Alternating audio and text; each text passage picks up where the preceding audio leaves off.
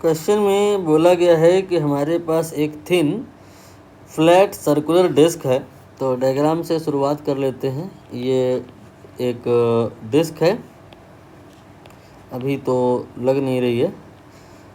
ये मान लीजिए एक सर्कुलर डिस्क है और इसे हमने क्या किया है, वाटर की सरफेस पर रखना है।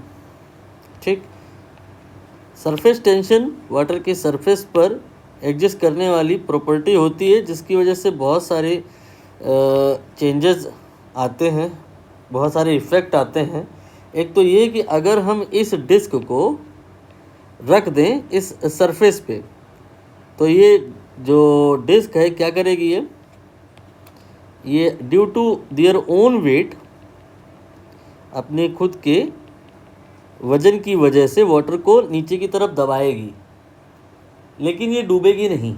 माइट भी हो सकता है ये बैलेंस हो जाए। मतलब ये हुआ यहाँ पे कि वाटर की सरफेस ने इस डिस्क पर डिस्क के वेट के बराबर ऊपर की दिशा में फोर्स लगा दिया और उसी फोर्स ने डिस्क के वेट को बैलेंस कर लिया। यहाँ पर हम इस डिस्क को वाटर की सरफेस पर रख करके भूल नहीं जा रहे हैं।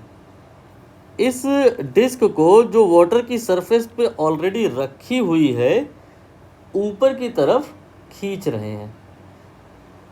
Surface of the liquid will resist this process. इसी वजह से जो मेनिस्कस है, आप बहुत बार ऐसा होता है, ऑब्जर्व करेंगे, कुछ इस प्रकार से होगा। ये ड्रॉपलेट्स ऑफ द लिक्विड हैं जो डिस्क पर बॉटम पर डिस्क के चिपकी हुई हैं और due to their adhesive force resist कर रही हैं। ये रजिस्टिव फोर्स निकालने के लिए सिंपल सी बात है, हमें कुछ नहीं करना है। फोर्स पर यूनिट लेंथ, जिसे सरफेस टेंशन कहते हैं, में से लेंथ मल्टीप्लाई करना है।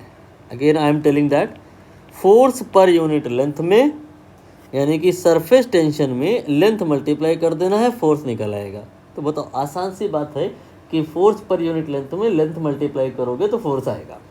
लेंथ लेकिन कौन वाली?